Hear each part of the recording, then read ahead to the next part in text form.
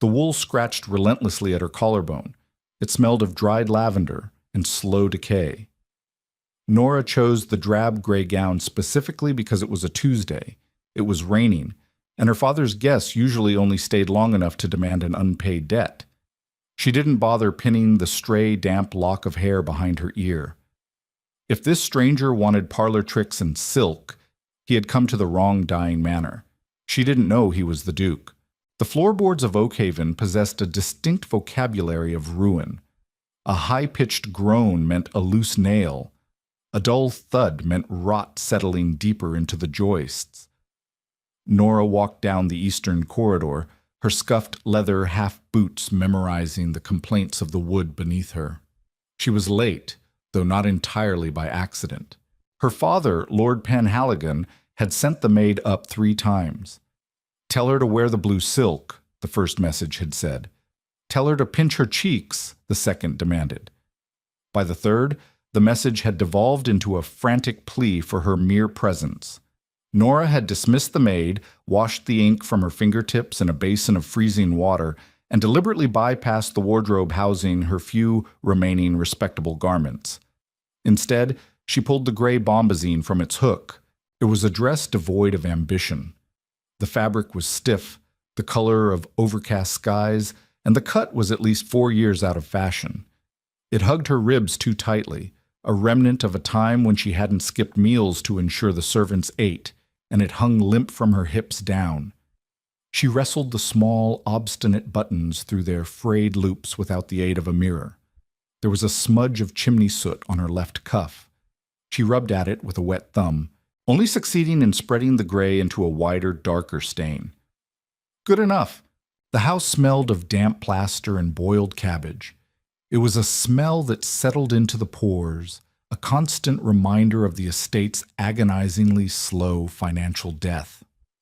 Rain lashed against the tall, unwashed window panes at the end of the hall, the sound like handfuls of gravel thrown against the glass. Nora paused at the top of the main staircase, her hand resting on the banister. The mahogany was sticky with age and neglect. Below, the foyer was shadowed.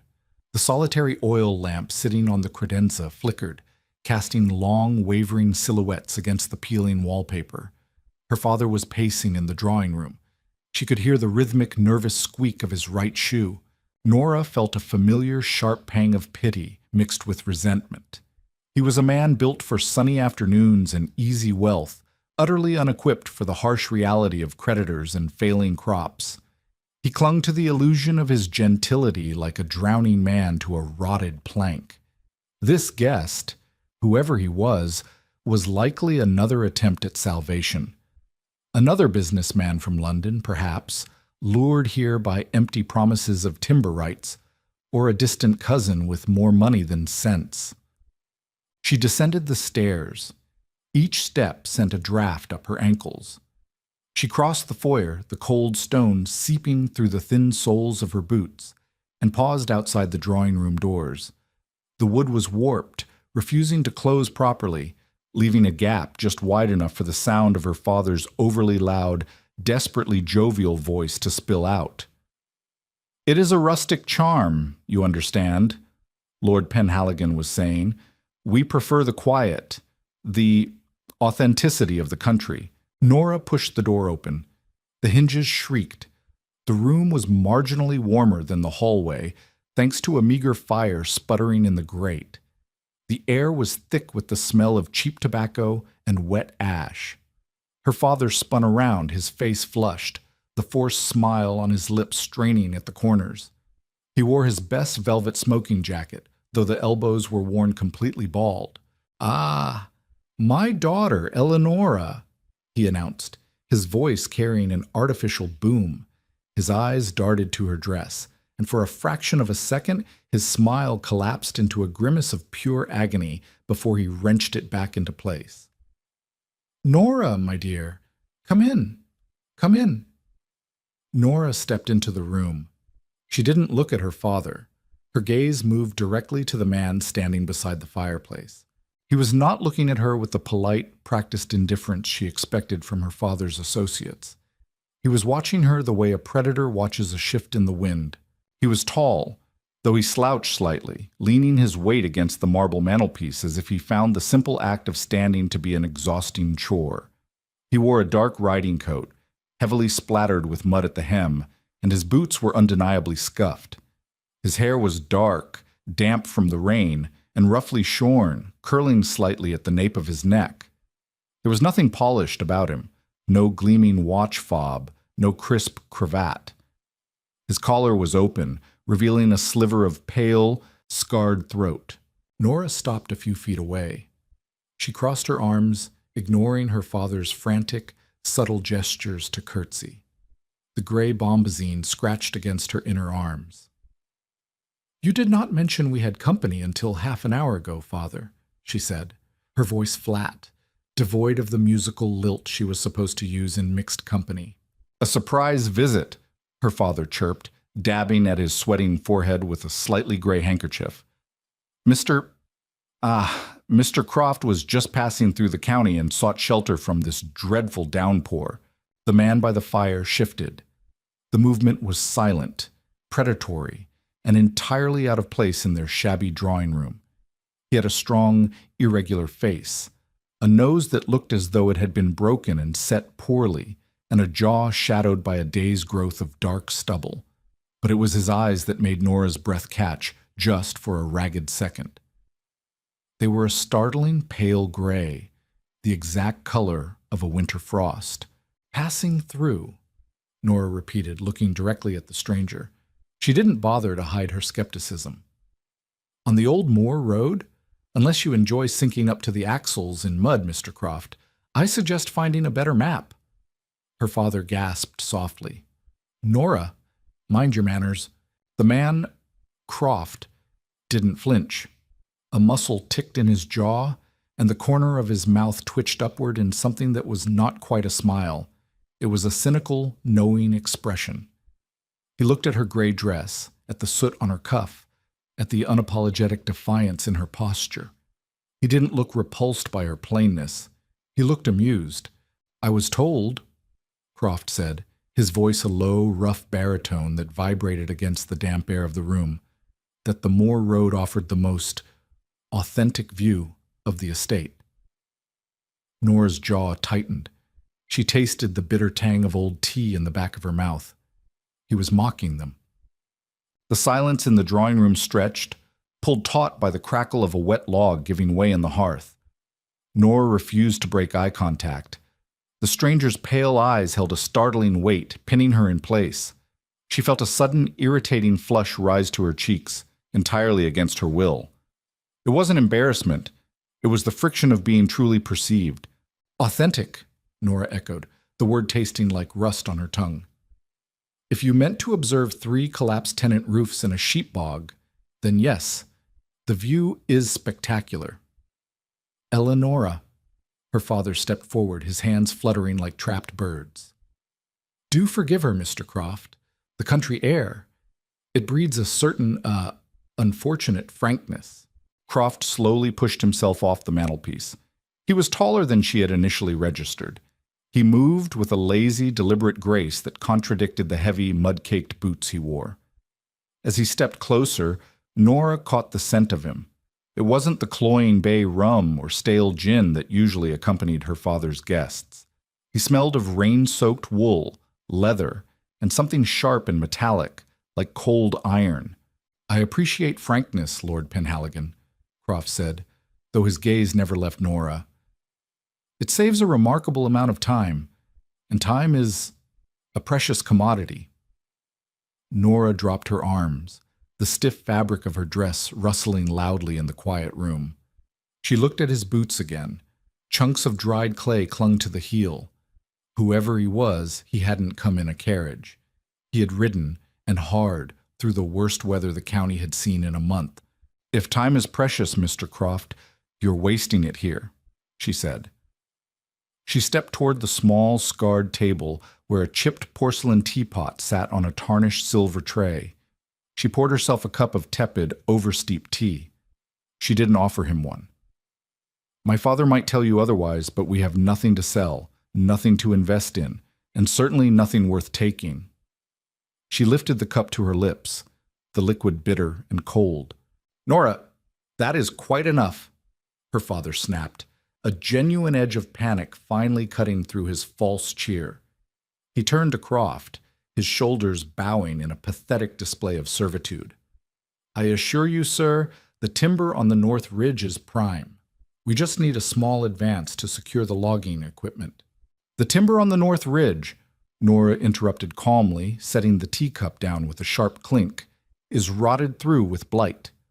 We lost the healthy pines 3 winters ago. Any man who pays for it will be buying firewood." Her father went utterly still. The silence this time was suffocating. Nora felt a brief, twisting knot of guilt in her stomach. She knew she was humiliating him. She knew it was cruel to strip away his illusions in front of a stranger, but she was so bone-tired of the lies. She was tired of mending the same dresses, of watering down the soup, of pretending that the Penhaligon name meant anything more than a warning to local shopkeepers. She braced herself for her father's rage or the stranger's polite, awkward departure. Instead, Croft began to walk toward her. Nora held her ground, though her pulse hammered a frantic rhythm against her collarbone. He stopped just a foot away, close enough that she could see the fine network of lines around his eyes, the physical toll of exhaustion etched into his features. He didn't look like a wealthy investor. He looked like a man who had fought a war and found the peace just as exhausting. "Blight," Croft murmured, testing the word. He reached out, his hand hovering over the tea tray. His knuckles were bruised, the skin broken and healing over. He picked up the second teacup, holding it up to the dim light of the flickering lamp. "And the South Fields?" Nora swallowed hard. Her throat felt dry. "Fallow," she said, her voice dropping a fraction. "The soil is choked with clay. We haven't had a decent yield since I was 10. Croft set the empty cup down. He looked from the tarnished silver to Nora's face, his expression unreadable. For a terrifying, exhilarating second, Nora thought he might reach out and touch the soot stain on her sleeve. Her skin prickled at the proximity. "Your father tells me this estate is a hidden jewel," Croft said, his tone perfectly even, devoid of the mockery she had heard earlier. "My father is an optimist," Nora replied, her chin lifting defensively. "I am the one who balances the ledgers. If you came looking for a jewel, Mr. Croft, you have found a very heavy stone." Croft held her gaze. The frost in his eyes seemed to thaw, just slightly, replaced by a glint of genuine, sharp interest. He wasn't looking at her plain dress or her messy hair. He was looking at her, at the anger and the exhaustion that she usually kept buried beneath a thick layer of practical indifference. "A heavy stone," he repeated softly. A short, rough exhale of breath escaped him, a sound that might have been a laugh if it hadn't been so tired. "Tell me, Eleonora, if the timber is rotted and the fields are dead, why are you still standing here defending it?" The question caught her entirely off guard. It slipped past her defenses, striking a nerve raw and exposed. She opened her mouth to snap a retort, to tell him it was none of his business, but the words withered on her tongue. Why was she here? Why did she endure the freezing nights and the endless humiliating calculations? Because it was hers. Because beneath the rot and the debt, Oakhaven was the only ground she knew how to stand on. She looked at him, her chest rising and falling beneath the restrictive bombazine. "Because it is my home," she said, her voice dropping to a fierce, tight whisper. "And I do not abandon things just because they are broken." Croft stared at her. The silence stretched again, but this time the tension was different. It wasn't hostile. It was thick, heavy with an unspoken recognition. He slowly reached into the inner pocket of his mud-splattered coat. "Good," Croft said, his voice dropping an octave. "Because, Miss Penhaligon, I have just bought your debts. All of them." Nora's breath stopped. The cold draft from the hallway suddenly felt like a physical blow. She stared at the folded parchment he pulled from his coat, the red wax seal prominent and unbroken. "You..." Her voice failed her. She looked at his bruised knuckles, his rough hair, his ruined boots. "You're a debt collector?" "No," Alistair said quietly, the lazy slouch vanishing from his posture, replaced by a sudden commanding stillness that seemed to suck the air from the room. "I am the Duke of Westmoreland, and you and I, Eleonora, have a great deal of work to do." The red wax seal sat on the parchment like a drop of dried blood. Nora stared at it. The silence in the drawing room was no longer the quiet of an uncomfortable pause. It was the absolute ringing void left behind after a detonation. Behind her, a wet, choking sound escaped her father's throat. Lord Penhaligon's knees simply gave out. He collapsed backward into the nearest armchair, the faded velvet exhaling a cloud of ancient dust as it took his weight. He didn't speak. He just stared at the muddy boots of the man who now owned his life. Nora did not collapse. She felt an intense burning pressure behind her ribs, a violent collision of raw terror and furious denial. The Duke of Westmoreland. Men of his station did not ride alone through thunderstorms. They did not wear clothes that smelled of wet horse and damp wool.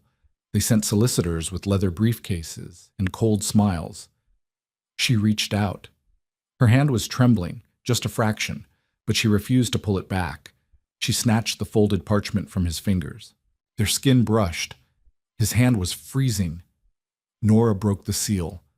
The snap of the brittle wax was deafening. She unfolded the thick vellum, her eyes dragging over the elegant slanted script. It wasn't a single promissory note. It was an aggregate: the London Bank, the seed merchants in York, the local blacksmith, the butcher. Debts she had spent the last 4 years desperately juggling, moving pennies from one column to another to stave off ruin. They were all listed, and at the bottom, marked paid in full, was Alistair's signature. "Why?" Nora's voice cracked. She swallowed hard, tasting bile, and forced her tone to steady. "This is nearly £40,000. 42,310, Alistair corrected quietly. He finally moved away from her, rolling his shoulders as if the weight of his wet coat was becoming unbearable. Without asking permission, he shrugged the heavy garment off, dropping it carelessly over the back of a fragile wooden chair. The wood groaned under the sodden weight. Beneath the coat, he wore a plain white shirt, though it was far from pristine. It was unbuttoned at the throat, the linen plastered to his skin with sweat and rain. He looked less like a peer of the realm and more like a laborer at the end of a brutal shift. "You did not answer the question, Your Grace," Nora said. The title felt like broken glass in her mouth. She hated the sudden shift in power, the immediate crushing realization that her defiance a moment ago was nothing more than a mouse snapping at a trap. Alistair turned to face her. The amusement that had briefly softened his face was gone, replaced by a bleak, heavy pragmatism. "I require a holding in this county," he said, stepping toward the hearth to hold his bruised hands out to the meager flames. "The rail line is expanding northward. The proposed route cuts directly through the Oakhaven Valley. Your father's creditors were preparing to foreclose next month. Once they did, the land would have been auctioned to the rail conglomerate for a fraction of its worth." Nora's fingers tightened on the parchment, crumpling the edges. "So you bought it out from under them, to sell it to the railway yourself." "To dictate the terms to the railway myself," Alistair corrected, glancing over his shoulder. The firelight caught the harsh angles of his face. "There is a difference." Lord Penhaligon finally found his voice. It was a pathetic, reedy squeak. "Your Grace."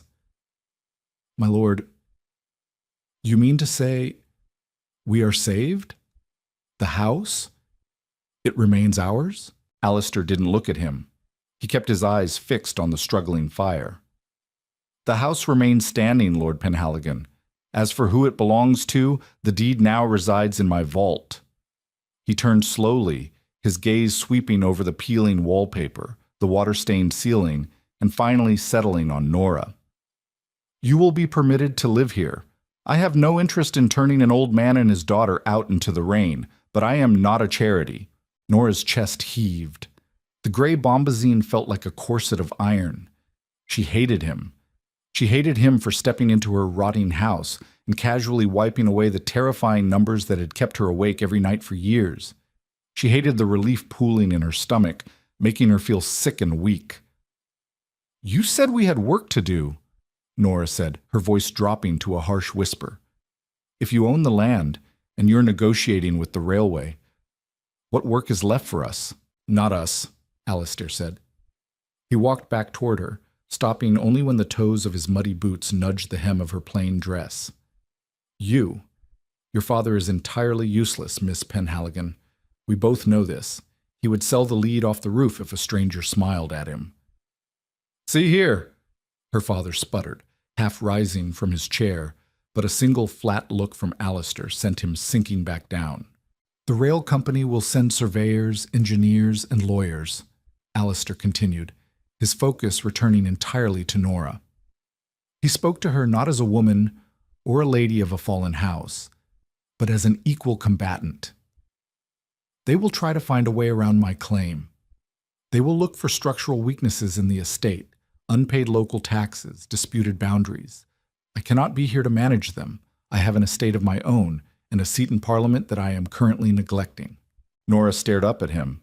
The smell of damp wool and cold iron was overpowering. "You want me to act as your proxy?" "I want you to act as my warden," Alistair said. His pale eyes flicked down to her hands, which were still gripping the deed of her own ruin. "You know this land. You know its rot. You know the locals, and you are angry enough not to be intimidated by men with fat purses."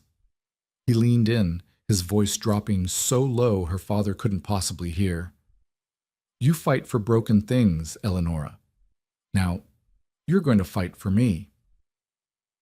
5 a.m. at Oakhaven was not a time, it was a punishment. The air in her bedroom was frigid enough to turn her breath into thin, white plumes. Nora woke before the bells, out of a sheer, panicked reflex. She lay still for 10 seconds, staring at the canopy of her bed.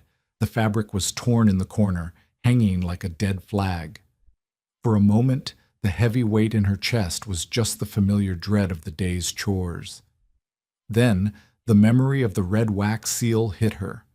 She wasn't the master of this ruin anymore. She was an employee, a warden. Nora threw off the thin woolen blankets. The floorboards were like blocks of ice against her bare feet. She didn't bother with the gray bombazine today. She pulled on a heavy, dark blue wool skirt, worn soft at the knees, and a thick, shapeless woolen sweater she had knitted herself 2 winters ago. It smelled faintly of sheep and smoke. She bypassed the main staircase, taking the narrow, steep servant stairs down to the kitchen. The house was dead quiet. Usually she was the first one awake. She would light the stove, boil the water, and have the coarse oats soaking before Mrs. Gable, their half-blind, arthritic cook, even dragged herself out of bed. Nora pushed open the heavy oak door to the kitchens. The hinges, which she oiled meticulously every Sunday, made no sound. The room was already warm. Nora froze on the threshold. The massive cast-iron stove was roaring, the firebox glowing a dull, angry orange. A heavy iron kettle was beginning to hiss softly on the back burner. And sitting at the scarred pine table in the center of the room, illuminated by a single oil lantern, was the Duke of Westmoreland. He had not slept. It was obvious in the dark, bruised smudges beneath his eyes and the rigid tension in his shoulders. He was still wearing the same crumpled white shirt, though he had rolled the sleeves up to his elbows, revealing forearms corded with muscle and crisscrossed with faded, jagged scars. But it wasn't his presence in her kitchen that made Nora's blood spike with adrenaline. It was what he was looking at. Spread out across the flour-dusted table were her ledgers, not the neat, optimistic books she kept for her father to occasionally glance at. These were the real ledgers, the ones bound in cheap, cracked leather, filled with her frantic, cramped handwriting. The ledgers that documented exactly how close to starvation they truly were. "What are you doing?" Nora demanded. Her voice was too loud for the early hour, sharp and territorial. Alistair didn't jump. He slowly dragged his eyes up from the page, blinking as if pulling himself back from a great distance. He looked at her, his gaze sweeping over her thick sweater and unpinned hair. "Reading," he said, his voice a gravelly rasp. He reached out and tapped a long, calloused finger against a column of numbers. Though reading implies a narrative, this is an autopsy. Nora marched across the stone floor. She ignored the warmth radiating from the stove and snatched the ledger out from under his hand. He didn't try to hold on to it, letting the book slide freely into her grasp. She hugged it to her chest, feeling violently exposed. "Those are private," she snapped. "And they were hidden under the floorboard in the pantry. You had no right to go looking." "I own the pantry, Miss Penhaligon," Alistair pointed out. He didn't say it with arrogance. He stated it as a bleak geographical fact. "And I needed to know exactly what I had purchased. You told me the soil was choked with clay and the timber was blighted. You failed to mention that the roof over the west wing is structurally compromised, or that you haven't paid the butcher in 11 months. Nora's face flooded with heat. The humiliation was a physical ache in her jaw. "The butcher agreed to a delay. I trade him fresh eggs and mending work for the delay." Alistair leaned back in the rickety wooden chair. It creaked dangerously under his weight. He rubbed a hand over his face, the sound of rough stubble scraping against his palm echoing in the quiet kitchen. "You've been starving yourself," he said. It wasn't a question. Nora stiffened. "I eat." "According to this," Alistair nodded toward the ledger clutched to her chest, "the household consumes roughly 3 pounds of flour and 2 cuts of cheap mutton a week. That is barely enough to sustain the 3 servants you have left, let alone you and your father. Your father, I noticed last night, does not look as though he misses meals. Ergo, you do." "My dietary habits are none of your concern," Nora retorted. She turned her back to him, stepping toward the stove to check the kettle. Her hands were shaking. She grabbed a ragged tea towel to grip the iron handle, pouring the boiling water into a chipped stoneware pot. The steam rose, dampening the fine hairs around her face. "You bought the debts. You didn't buy me. I bought the estate. You are the engine keeping it running. If the engine collapses from malnutrition, my investment is jeopardized." The scrape of wood against stone made her flinch. Alistair stood up. Nora didn't turn around until she felt the heat of him standing right behind her. He was much closer than was proper, close enough that she could feel the ambient heat of his body cutting through the damp chill of the kitchen. "I'm not going to let this house fall on your head, Eleonora," he said softly, right over her shoulder. The smell of him, iron and rain, overpowered the scent of the wood smoke. "I don't need your pity," she whispered fiercely, gripping the edge of the stone counter. "It isn't pity. It's pragmatism." Alistair reached past her. His bare arm brushed against her thick wool sleeve. He picked up a small tin of tea leaves she had been ignoring because they were too expensive to use on a Wednesday. He flipped the lid open. "The fighting for survival ends today. The fighting for control begins. Have a cup of proper tea, Miss Penhaligon. You're going to need your strength when the railway lawyers arrive." The carriage arrived 3 days later, its iron-rimmed wheels crushing the weeds that had overtaken Oakhaven's circular drive. Nora heard it from the second-floor linen closet, where she was meticulously turning a frayed bedsheet hem to hide the wear. The sound was violent, a heavy, expensive clatter that did not belong in the decaying silence of the valley. She dropped the heavy iron shears. They hit the floorboards with a dull thud, and for a long moment she just stared at the dust motes dancing in the meager slit of sunlight. The railwaymen were here. She did not wear the gray bombazine. This time she wore the dark blue broadcloth her father had begged her to wear on Tuesday. It was severe, high-collared, and unadorned, save for a row of cheap jet buttons down the bodice. It felt less like a dress and more like a suit of armor. She pinned her hair back so tightly her scalp ached, a physical anchor against the rising tide of panic in her chest. Downstairs, the library smelled of old ash, moldering leather, and the sudden offensive intrusion of violet pomade. There were 3 of them. 2 lawyers in crisp broadcloth suits, and an engineer holding a brass-bound mahogany case. They had not taken off their overcoats. They stood in the center of the room, looking at the water stains on the ceiling with open, sneering contempt. Lord Penhaligon hovered near the empty fireplace, wringing his hands, entirely emasculated by the sheer financial weight the men brought into his home. Alistair was sitting in the wing-back chair in the darkest corner of the room. He wore a clean, dark coat today, though he still lacked a cravat. He was entirely silent, his long legs stretched out in front of him, boots crossed at the ankle. He looked bored. He looked dangerous. "Lord Penhaligon," the lead lawyer said briskly, not bothering to bow. He was a sharply built man named Harland, with eyes like dull pennies. "We are here to finalize the right-of-way claim for the Northern Trunk Line. Given the state of your accounts, the company is prepared to offer a lump sum for the valley floor. It is a generous figure considering your imminent foreclosure." "My father is not foreclosing, Mr. Harland," Nora said from the doorway. The 3 men turned. Harland's gaze swept over her, categorizing her in an instant. Female, unmarried, irrelevant. "Miss Penhaligon, this is a matter of estate finance. Perhaps you should see to the tea." Nora walked into the room.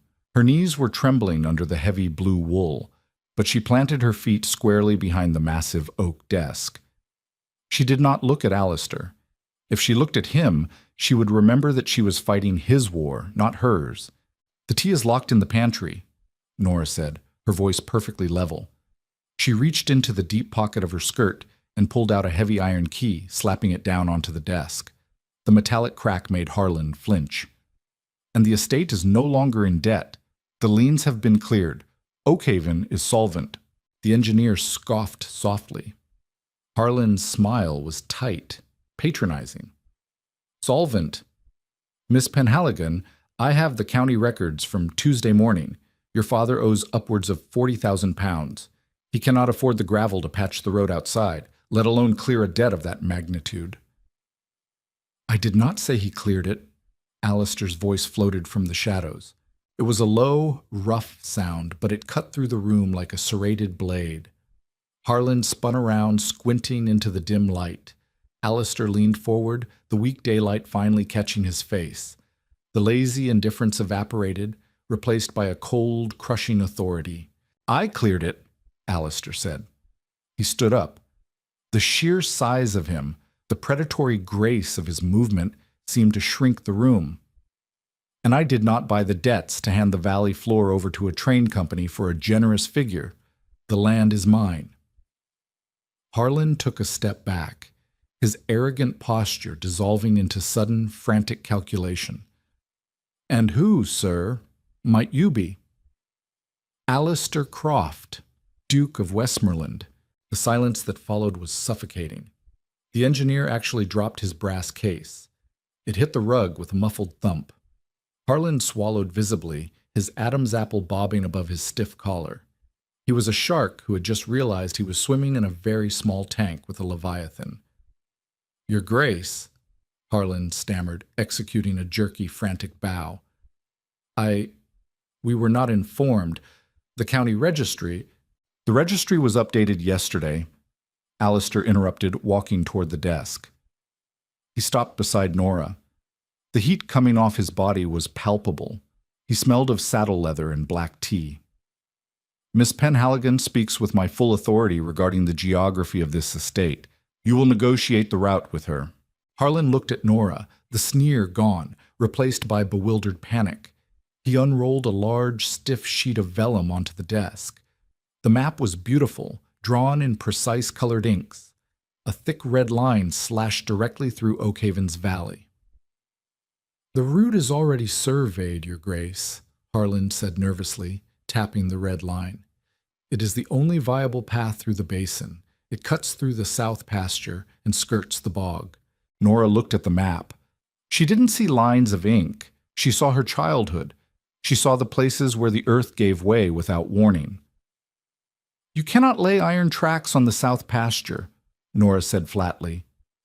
"The surveyors assure us it is flat and stable, Miss Penhaligon," the engineer interjected, finding his voice. Nora finally looked up, meeting the engineer's eyes. "Did your surveyors take core samples, or did they just look at the grass?" The engineer blinked. "It is a standard visual survey." "Then your surveyors are fools," Nora cut in. Her hands were flat on the desk, pressing down so hard her knuckles were white.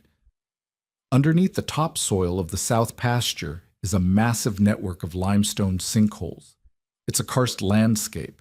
If you put 10,000 tons of iron and a coal engine on that ridge, the vibration will collapse the crust. You won't have a railway. You will have a mass grave." The room went dead silent again.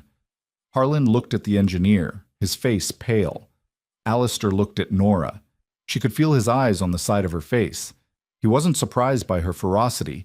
He was analyzing it, weaponizing it. "There's a ridge of granite 2 miles east," Nora continued, her voice gaining an edge of brutal confidence. She tapped a blank space on the map. "It's steeper.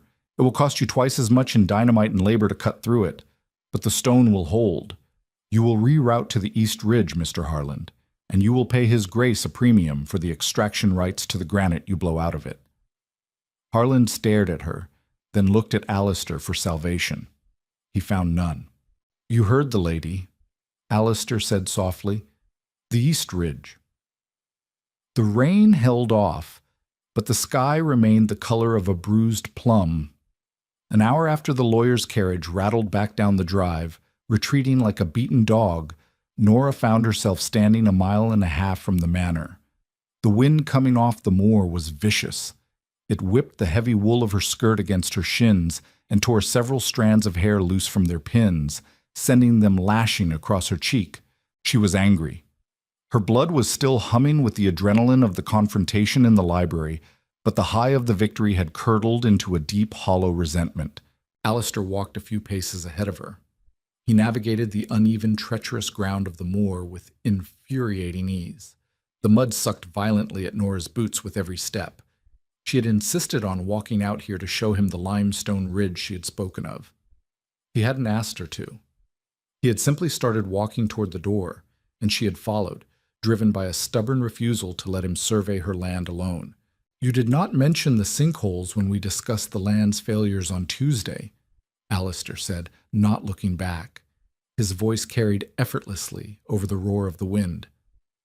"You asked about the timber in the fields," Nora snapped, pulling her foot free from a particularly deep rut with a wet, sucking sound. "You didn't ask what was underneath them." Alistair stopped near the edge of a shallow ravine. The ground here was deceptive. It looked like solid, pale green moss, but beneath it lay nothing but porous, crumbling rock and black water. He turned around, watching her struggle up the incline toward him. He didn't offer his hand. She would have slapped it away if he had. Nora finally reached the crest, chest heaving. She stopped a few feet from him, crossing her arms tightly to ward off the biting chill. "How do you know about the karst?" Alistair asked. He was looking down at the innocent-looking moss, his brow furrowed. "That isn't the sort of knowledge one gleans from balancing ledgers." Nora's jaw tightened. She tasted the bitter wind on her lips. "When I was 12, my father bought a prized hunting hound, a massive, beautiful beast. He took it out on the south pasture to show it off to a neighbor." She stared at the ground, remembering the frantic, muffled sounds. "The dog caught a scent, ran ahead and vanished. The ground just swallowed it. We spent 2 days trying to rope down into the fissure, but it was too deep. The water was too fast." She looked up at Alistair. His pale eyes were fixed on her face, completely still. There was no pity in his expression, only a dark, quiet understanding. "It isn't a safe place," Nora said, her voice dropping, the anger leaking out of her, leaving behind only the bone-deep exhaustion she carried everywhere. "Nothing here is safe. It's all rotten, or sinking, or dying. I meant what I said to Harland. You put a train on that pasture, you will kill hundreds of people. And the East Ridge? Alistair asked softly. Is the granite solid, or was that a bluff to squeeze Harlan's purse? It's solid, Nora said. She uncrossed her arms and pointed a finger toward the distant dark silhouette of the hills rising against the gray sky. It's the only solid thing in this entire county. It will take them months to cut through it. You will make a fortune off the extraction rights. Alistair didn't look at the ridge. He looked at her hand, at her reddened knuckles and short, unmanicured nails. He stepped closer. The wind seemed to die down for a fraction of a second, blocked by the sheer breadth of his shoulders. You fought well today, he said. The gravel in his voice was softer now, less of a command, more of an observation. Harlan is not a man used to being cornered by a woman in a blue dress. I did not do it for you, Nora spat, hating the sudden warmth that bloomed in her chest at his praise. She took a step back, her heels slipping dangerously on the wet moss. I did it because I will not have dead men on my conscience, and I will not watch Oakhaven torn apart by greedy men who don't understand the dirt they are standing on. I know, Alistair said. He closed the distance between them again, ignoring her retreat. He stopped so close she had to tilt her head up to maintain eye contact. You did it for the estate. You did it to protect what is broken. Stop saying that. Her voice shook. The proximity was overwhelming. He smelled of rain and that sharp, clean iron scent. Why? Alistair reached out. He didn't touch her face. He caught the loose, wind-whipped strand of hair that was lashing her cheek and carefully, deliberately tucked it behind her ear. His fingers brushed the sensitive skin just below her jawline. The touch was brief, startlingly gentle, and scorching hot against her freezing skin. Because it implies that you are broken too? Nora froze. The breath hitched in her throat. She wanted to push him backward into the ravine. She wanted to lean into the heavy, solid wall of his chest and finally, just for a moment, stop fighting. The contradiction tore at her ribs like a physical pain. I am not broken, she whispered, her voice barely audible over the wind. I'm just tired. I know, Alistair repeated. He let his hand drop, though he didn't step away. He looked out over the bleak, sweeping expanse of the moor, his jaw set. The railway will accept the East Ridge route. They have no choice. The contract will be drawn up by the end of the month. He looked back down at her. And when it is signed, Eleonora, you are going to pack a trunk. Nora's stomach plummeted. The warmth vanished, replaced by a sudden icy void. What? I said you would not be turned out into the rain, Alistair said quietly, his eyes hardening back into that impenetrable, frosty gray. I did not say you would rot here forever. When the contract is signed, you are leaving Oakhaven. You are coming with me. I am not a piece of furniture to be relocated at your convenience. Nora's voice was remarkably steady, considering the moor wind was currently trying to push her into the ravine.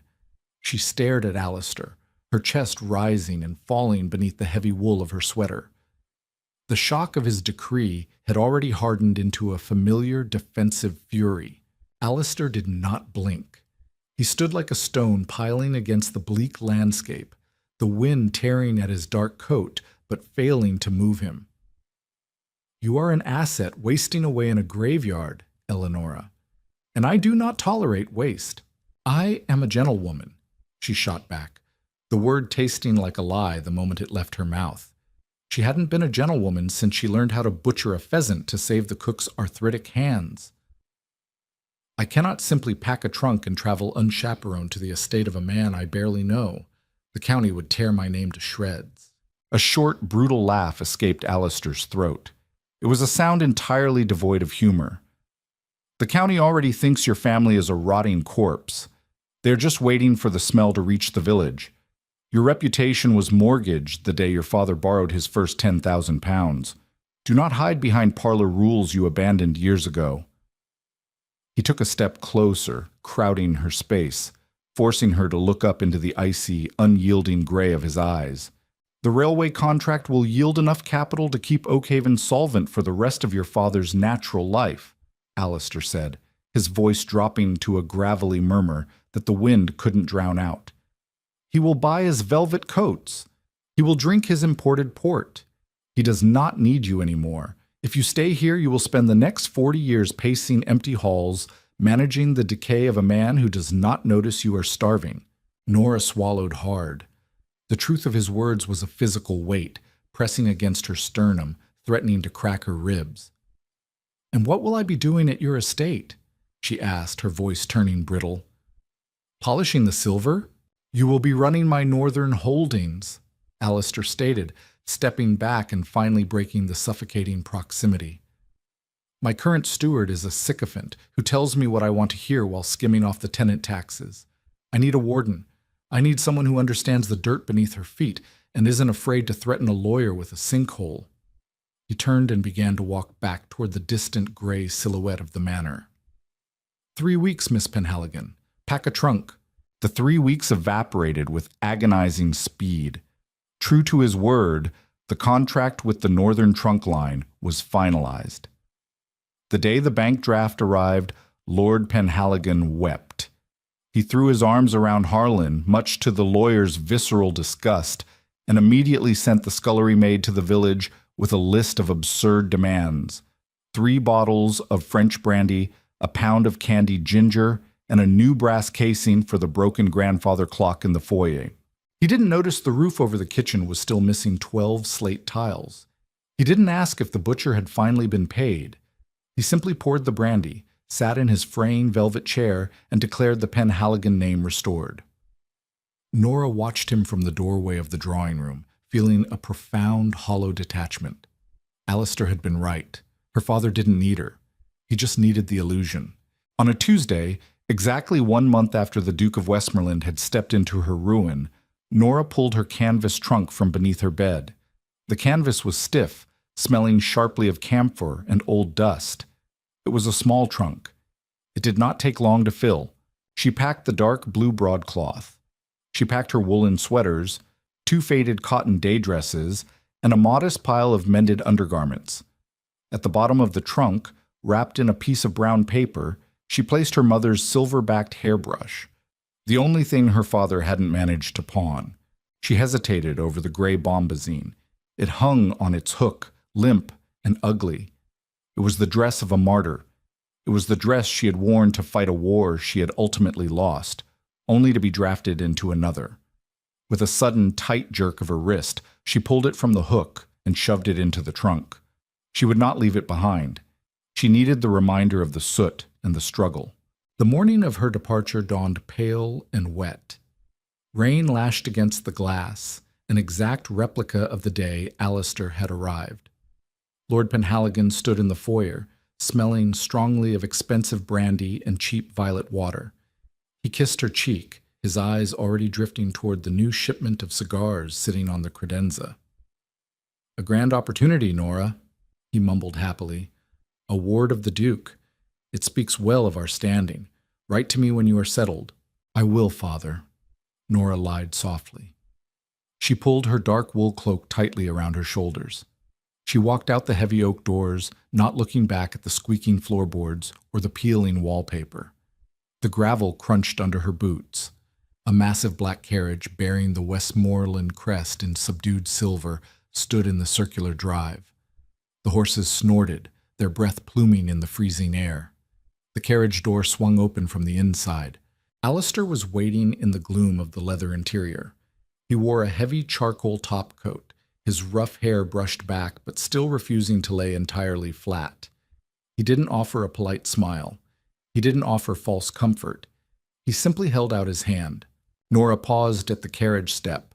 The rain hit her face, cold and biting. She looked at his bruised knuckles, at the sheer, terrifying certainty in his posture. She reached out, her gloved fingers slipping into his warm, calloused grip, and let him pull her into the dark. The journey south took 2 agonizing days. The carriage interior was a masterclass in claustrophobia. It smelled of old leather, damp wool, and the faint metallic scent of the man sitting opposite her. The rocking of the carriage was relentless, shaking the exhaustion deep into Nora's bones. They barely spoke. Alistair spent the hours reading through a thick stack of correspondence, his brow furrowed, a silver letter opener slicing through wax seals with sharp, violent snaps. Occasionally, he would toss a document onto the empty seat beside him with a heavy sigh. He did not ask if she was comfortable. She did not complain when the cold drafts seeped through the window seals. It was an armed truce, defined by the rhythmic clatter of hooves on packed dirt. Nora spent the time staring out the window, watching the landscape shift.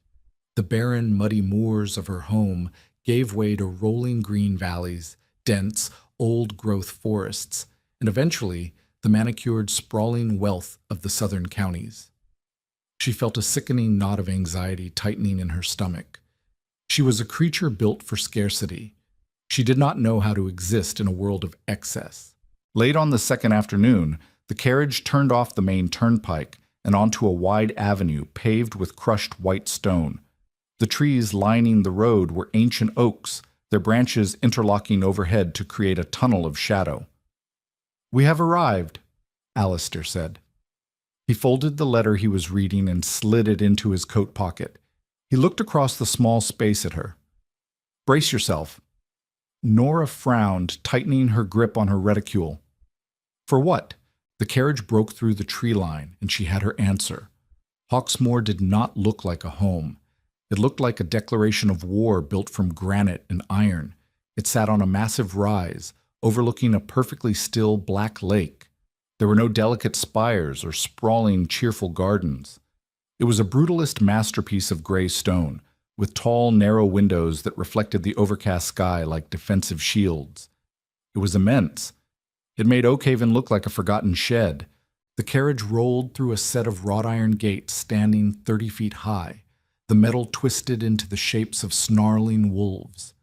The gravel hissed beneath the iron wheels as they pulled into the sprawling courtyard. Nora's breath hitched.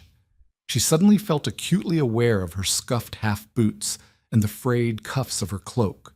She was an imposter, dragged out of the mud and dropped onto a marble chessboard. "It is large," Nora managed to say, her voice sounding thin and weak in her own ears. Alistair's mouth twitched. "It is a mausoleum with better heating. Do not let the stonework intimidate you. The people inside are just as flawed as the ones you left behind." The carriage lurched to a halt. Immediately, a footman in pristine dark gray livery pulled the door open, lowering the iron steps. The air outside was crisp, smelling of pine needles and wood smoke. Alistair stepped out first, waving off the footman's umbrella. He turned and offered his hand to Nora. She took it, stepping down onto the immaculate flagstones. Her legs trembled slightly from the long journey, but she locked her knees, forcing her spine straight. A line of servants stood to attention by the massive double doors of the entrance. They did not stare openly, but Nora could feel the weight of their peripheral vision. They were looking at her plain dress, her wind-blown hair, her lack of a lady's maid. They were waiting for her to shrink. Alistair did not introduce her to the staff. He did not pause to allow a housekeeper to offer her a warm bath or a cup of tea. He simply gripped her elbow, his long fingers pressing through the thick wool of her cloak, and steered her directly through the heavy oak doors. The heat of the foyer hit Nora like a physical wall. The air smelled overwhelmingly of beeswax, burning cedar, and hot brass. The floor was a checkerboard of black and white marble, echoing loudly beneath Alistair's heavy boots. He bypassed the grand staircase entirely, marching her down a long, dimly lit corridor paneled in dark walnut. The walls were lined with portraits of severe-looking men in armor, their painted eyes tracking her progress. "Where are we going?" Nora demanded, practically jogging to keep up with his massive strides. "My trunk." "We'll be taken to your rooms." Alistair cut her off. He stopped abruptly before a set of heavy mahogany doors and pushed them open. The room was a library, but unlike Oakhaven's rotting collection, this room was alive. Fires roared in two massive hearths at opposite ends of the room. The shelves stretched 20 feet high, groaning under the weight of thousands of leather-bound volumes. Large tables were scattered throughout the space, covered in maps, architectural drafts, and stacks of ledgers. It was a war room. Alistair walked to the largest table, directly in front of the eastern hearth. He stripped off his topcoat, tossing it carelessly over a leather armchair. He turned back to Nora, pointing a long, bruised finger at a stack of 5 massive iron-clasped books sitting in the center of the mahogany table. "The Northern Holding Accounts," Alistair said. His voice was suddenly entirely devoid of the cynical amusement he usually carried. It was hard, professional, and uncompromising. "My steward claims the valley yields are down due to frost. The soil reports say otherwise. I want to know exactly where the discrepancy is, and I want to know who is lying." Nora stood frozen near the doorway. The heat of the fire was seeping into her frozen skin, making her extremities tingle painfully. She looked from the terrifying stack of ledgers to Alistair's face. He was not looking at her with pity. He was not looking at her as a charity case he had saved from the mud. He was looking at her the way a general looks at his most capable lieutenant. Nora felt the familiar heavy knot of exhaustion in her chest slowly begin to unravel, replaced by a sharp, thrilling spike of adrenaline. She walked slowly toward the table. She pulled off her worn leather gloves, dropping them next to the iron-clasped books. "A frost discrepancy will show up in the coal consumption for the hothouses," Nora said, her voice dropping into the cool, analytical register she used to survive. She reached out and rested her bare hand flat against the leather cover of the top ledger. "If the yields are down, but the coal usage is stagnant, your steward is selling the crop privately." A slow, dangerous smile spread across Alistair's face. It reached his pale eyes, lighting the frost from within. "Find it," he ordered softly. Nora pulled out the heavy wooden chair, sitting down at the Duke of Westmoreland's table. She opened the book. The library at Hawksmoor did not measure time in hours. It measured it in inches of burnt candle wax, the dulling of an iron pen nib, and the slow, creeping ache settling deep into the lumbar spine. Nora lived at the massive mahogany table. 4 days had blurred into a solitary, punishing stretch of numbers, receipts, and the sharp, chemical tang of iron gall ink. She had a permanent smear of black under her right thumbnail. She had ink dusted across the stiff cuff of her left sleeve, the gray bombazine sleeve. She had flatly refused the soft, pale morning gowns the head housekeeper had quietly laid out on her bed each dawn. Soft cotton and silk were for guests. Nora was a warden. She wore the plain, unyielding gray fabric like a piece of battered armor against the opulent, suffocating wealth of the house. It was nearing 1 in the morning when the numbers finally snapped into a cohesive, ugly picture. The fire in the eastern hearth had burned down to a pile of sullen, cherry-red embers, dropping the room's temperature by 10 degrees. Nora didn't notice the cold. She traced a finger down the column of expenses for the second time, her pulse suddenly loud in her own ears. It wasn't just the hothouse coal. It was the seed grain for the winter wheat, the timber requisition for tenant roof repairs, and the grease for the mill axles. The steward, a man named Pendleton, had logged a massive purchase of premium grain in October. But the transport manifest from the local railway depot showed only a third of that tonnage arriving at the holding. The tenant repair logs listed slate and lumber, purchased at a premium, yet the county tax assessments noted the dwellings as deeply depreciated due to severe rot. Pendleton was pocketing the difference across a dozen different avenues, falsifying receipts and selling the phantom supplies back to the merchants for a cut. Nora dropped her pen. It hit the thick parchment with a sharp clatter, sending a tiny, violent spray of black droplets across the neat columns. The heavy mahogany doors at the far end of the room pushed open. Alistair walked in. He did not look like a duke returning from an evening engagement. He looked like a man who had been riding down demons in the dark. His heavy riding coat was soaked through at the shoulders, smelling strongly of wet earth, horse sweat, and the metallic bite of the cold night air. He stopped at the silver tray on the sideboard, picking up a crystal decanter.